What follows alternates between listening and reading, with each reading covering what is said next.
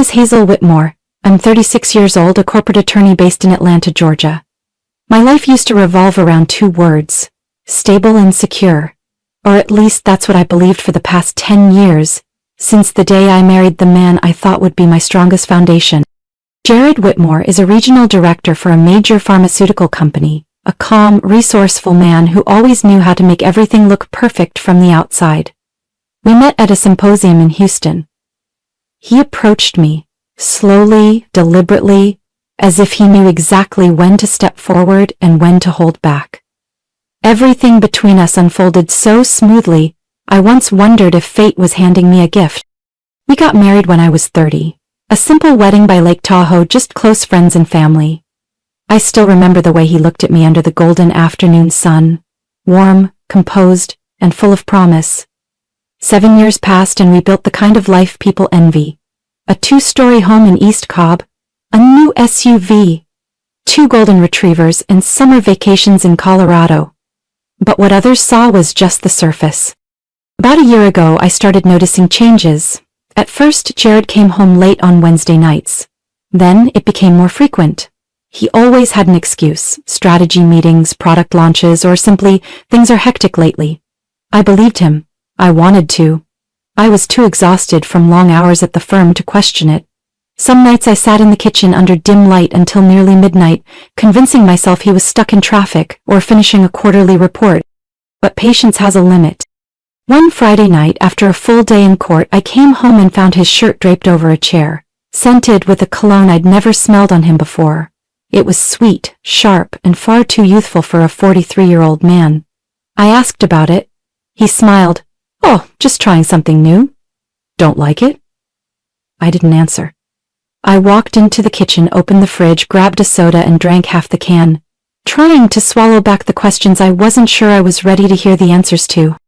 A week later, I got a message from an old law school friend, Laura, who now works in the legal department at Jared's company. Her message was just one sentence. "Hazel, I know I probably shouldn't say anything, but I just saw Jared having dinner at Sky Terrace with a blonde. It wasn't you. They were sitting very close. Are you okay?" I read the message over and over in my car, parked outside the office.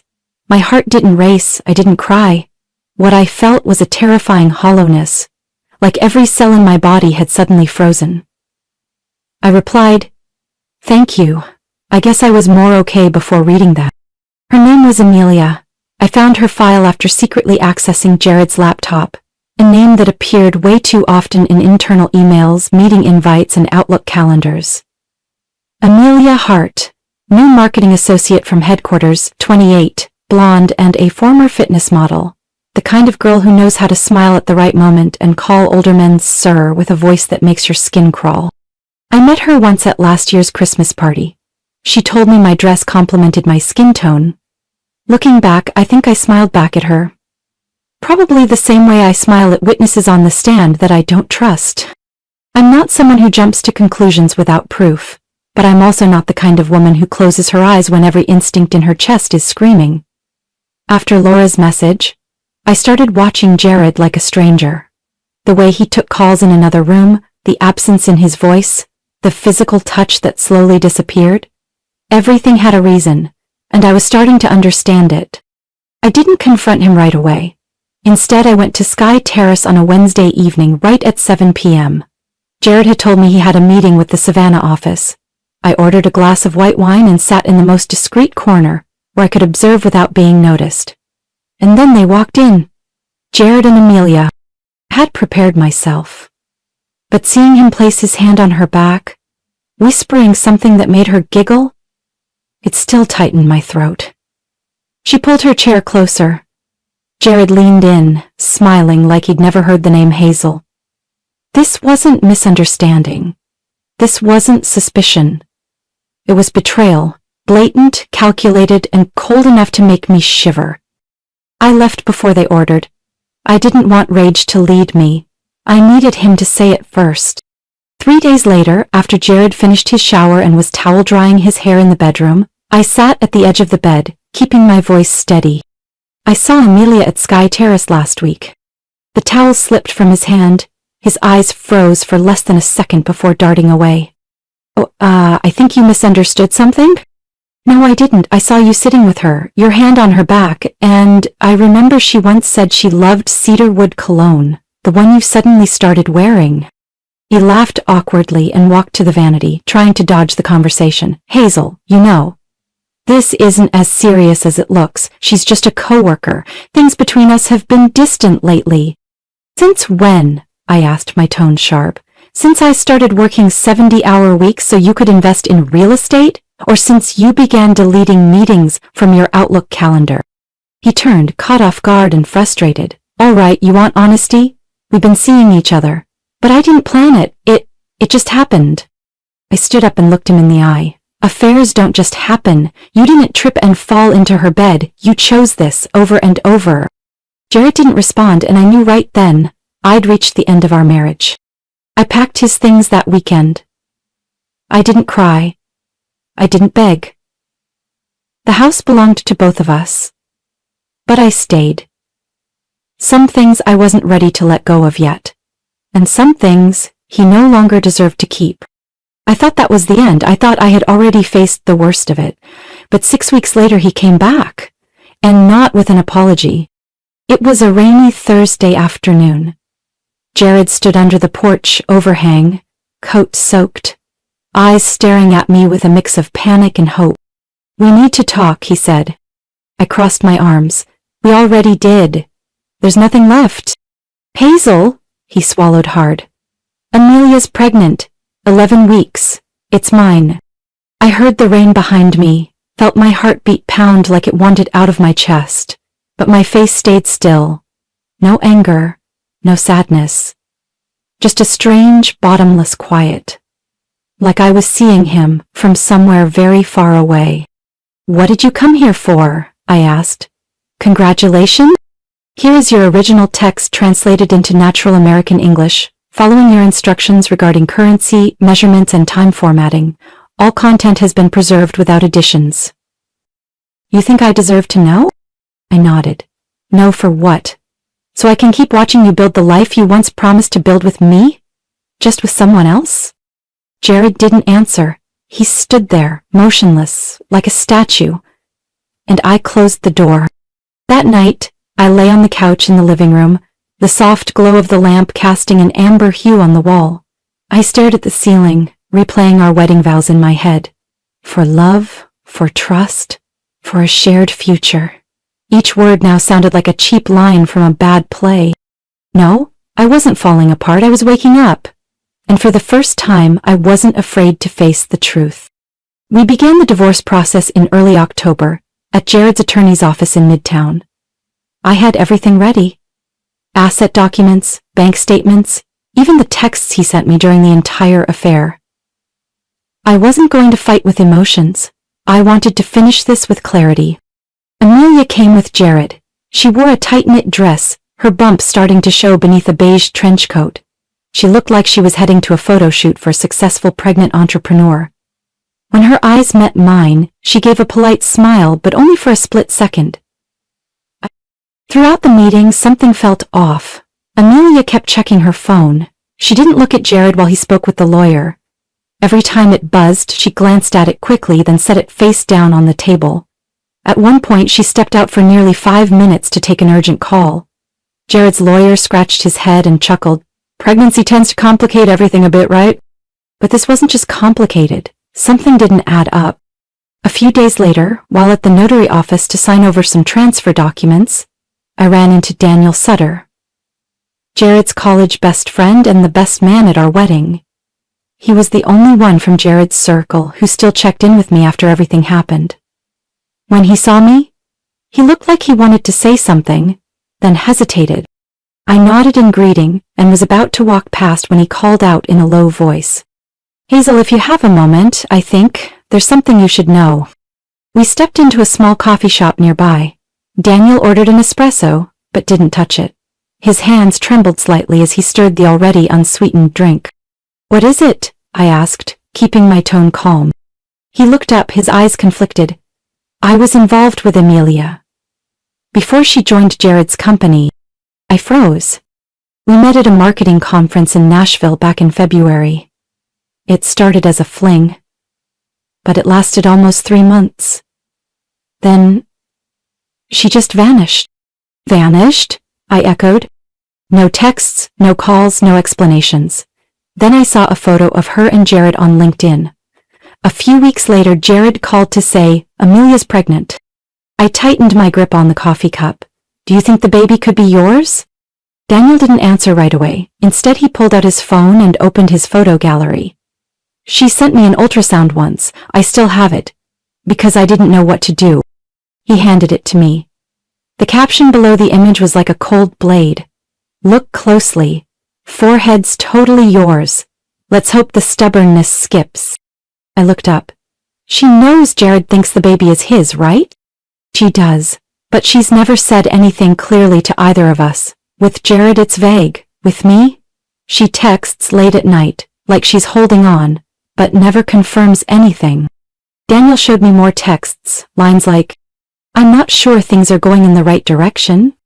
If it all blows up, do you think we'll be okay? Jared doesn't suspect anything. But I'm not sure." Then I stopped cold at the most recent message, sent just 2 nights ago. "Do you want to feel the first kick? It's strong, like that cup of coffee I spilled on your shirt." I sat there for half an hour, listening as Daniel explained everything, showing me photos and hotel receipts from Asheville, right around the time Amelia would have been in her first trimester. Everything lined up. This wasn't just infidelity. It was premeditated deception. As we left the cafe, I paused under the awning.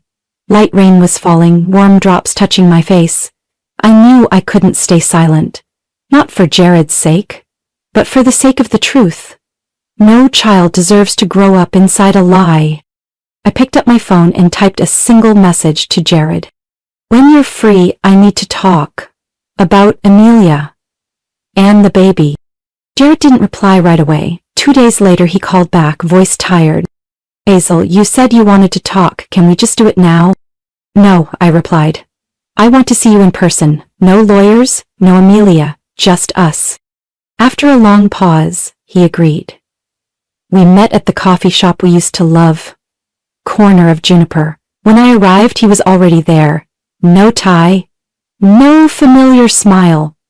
Probably because, for once, he wasn't in control. I opened my bag and set a file folder on the table. "This is the truth you never asked for but should have known before drawing up your new life with Amelia." Jared flipped through each page silently. Ultrasound with Amelia's note to Daniel, late-night texts, hotel bills, even a short video she had sent Daniel, whispering that the baby has his jawline. Halfway through, Jared froze. His hand clutched the edge of the table, his lips pressed into a line, like he was holding something back. "You chose to believe her because it was easier than facing the signs," I said. "But that choice isn't yours anymore." He shut the folder without looking at me. "What are you planning to do with this?" I exhaled. "There's a party this Friday." "I know about it." Amelia sent an invitation to a mutual friend, assuming I was out of the picture. Jared gave a slow, quiet nod. "A celebration for new beginnings, held at Langston Hotel, Grand Oak Room." I paused. "You remember. It's where we booked our 5-year anniversary." Jared closed his eyes. I didn't have to look closely to see the lines on his face had deepened. "Daniel and I will be there, not to ruin anything, but to tell the truth, publicly, to the people you chose to celebrate with. If you want to stop that, there's only one way. Do the right thing yourself." He looked at me then. Not defensive, not combative, just the hollow stare of a man realizing he'd built his life on sand. Died. Daniel met me the day before the party, at my office. He brought all the originals, photos, emails, voice recordings Amelia had sent him, including a late-night voice message. "I don't know what to do. Jared keeps painting this perfect future, and I'm not sure I want to live that way anymore." We printed everything in duplicate. I had a backup copy saved on a USB drive in case we needed to display it on a large screen. Daniel was tense, but he didn't back down. "Are you sure this should happen in front of everyone?" he asked. "I've thought about that," I replied, "but the truth only holds power when it can't be twisted behind closed doors. We're not doing this for revenge. It's for the child. That baby deserves to know who they really are." Friday evening, the Langston Hotel was glowing. I arrived 10 minutes early wearing a square-neck black dress, the same one I wore in my first court hearing years ago.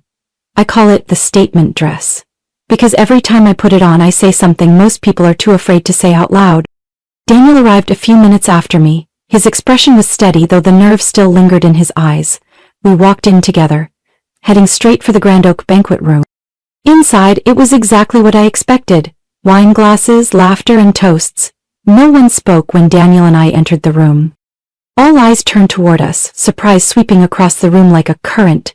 Conversation stopped mid-sentence, wine glasses froze in mid-air, and glances passed from one table to the next. Jared stood near the podium, having just finished a thank you speech.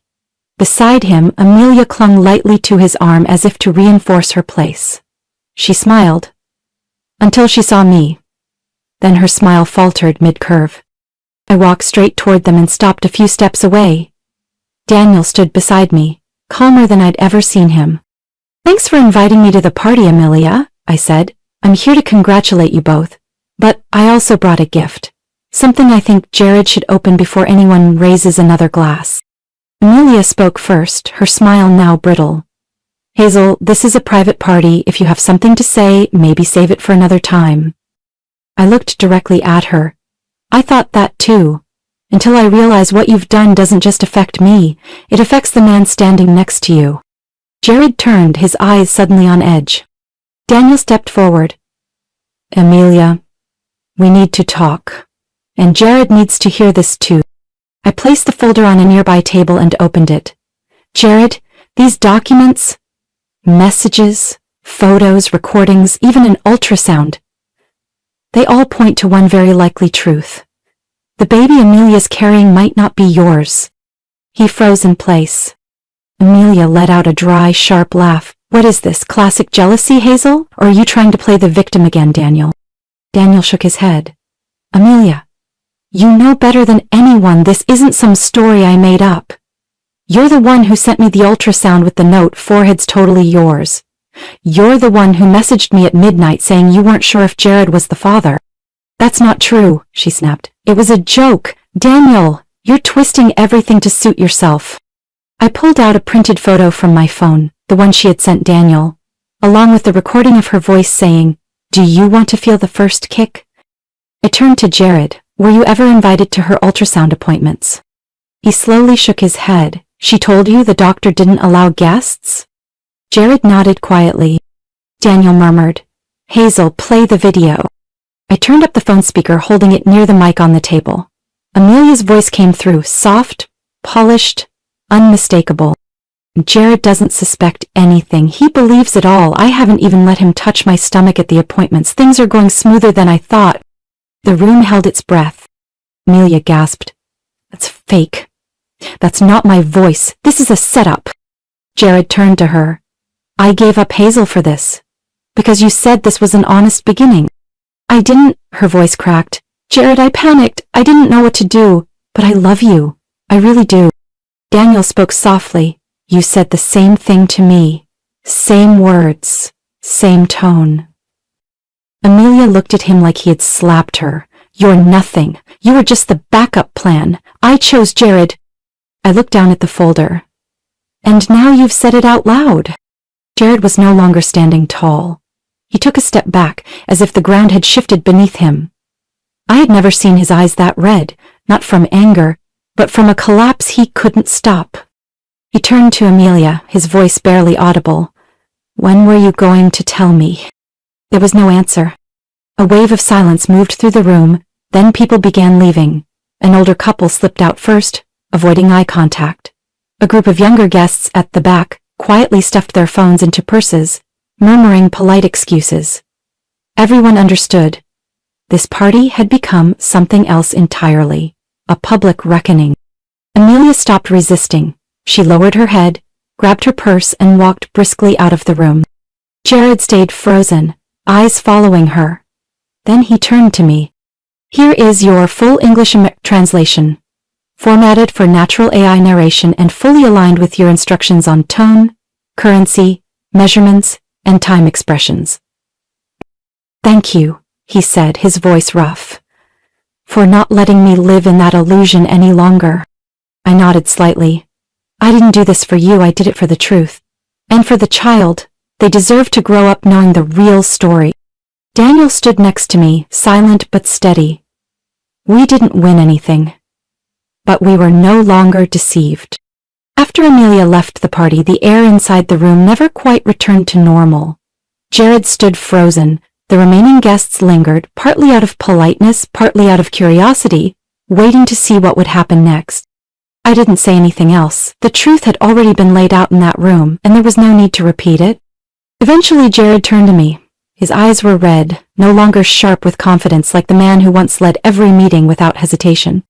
Hazel, he began, voice on the verge of breaking. I was wrong. About everything. About you, about her, about that so-called new beginning I blindly chased. I looked at him, quietly. I don't know how to make it right, he continued. But if you give me a chance, just one, I'll prove some things can be fixed. I took a deep breath. Not everything needs fixing, Jared. Some things need letting go. I can't let you go, he said quickly. 7 years, Hazel. We were a team. I was foolish, but you know me better than anyone, right? You don't know who I am anymore, I replied. The woman you left 6 months ago isn't here now. She survived. She learned how to breathe again, and she realized her worth doesn't depend on how someone else sees her. Silence. Jared lowered his head, shoulders trembling slightly. It continued, calmly. I'm not saying this to punish you, I just moved on. Moved on? He looked up. You mean someone else? I nodded. We reconnected at a legal conference 3 months ago. His name is Noah Bennett. We went to college together, lost touch for years.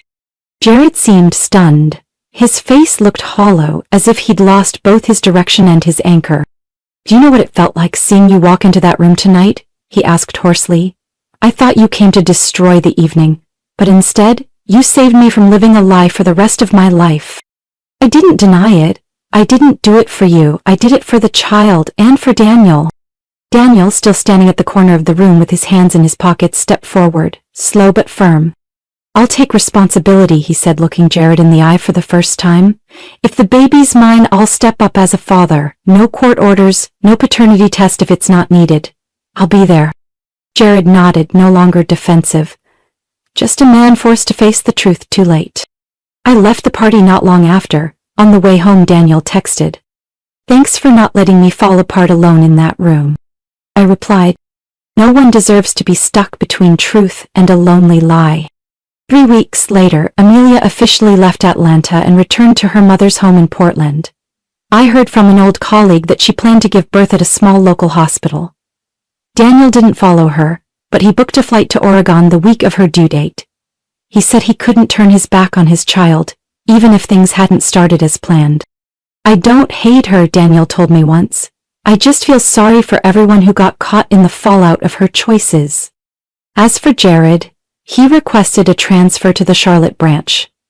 In a short email sent to me on the day he moved, he wrote, I'm trying to become a better man, not to win you back, but because I owe that to myself. I didn't respond, but I kept the email, not out of regret, but because I once loved that man and now I hope he can salvage the best parts of who he was. As for me, Noah and I are still getting to know each other. No rush, no weight of expectation. He didn't come to fill a void, but to walk alongside me. On weekends when he brings his daughter from a previous marriage to visit, I feel something soften inside me. Life no longer feels like a rigid blueprint. It's more like jazz, sometimes offbeat, but always room for something real. 2 months after the party at the Langston Hotel, I got a message from Daniel. She's here. Her name is Lily. She's got my jawline, cries like no one else. I smiled reading it, not because it was a perfect ending, but because in all that chaos something still managed to grow. A child born out of disorder, but deserving of a gentler start. Daniel sent a photo. Lily curled in a knitted blanket, eyes shut, lips slightly curled as if dreaming of a world not yet cracked. He didn't need to say it. I knew he would stay. Not because of obligation, but because something deeper had anchored him. He flew to Portland as soon as the hospital called. He didn't stay with Amelia, but he signed the birth certificate. I knew that wasn't easy. But he chose what was right, not what was convenient.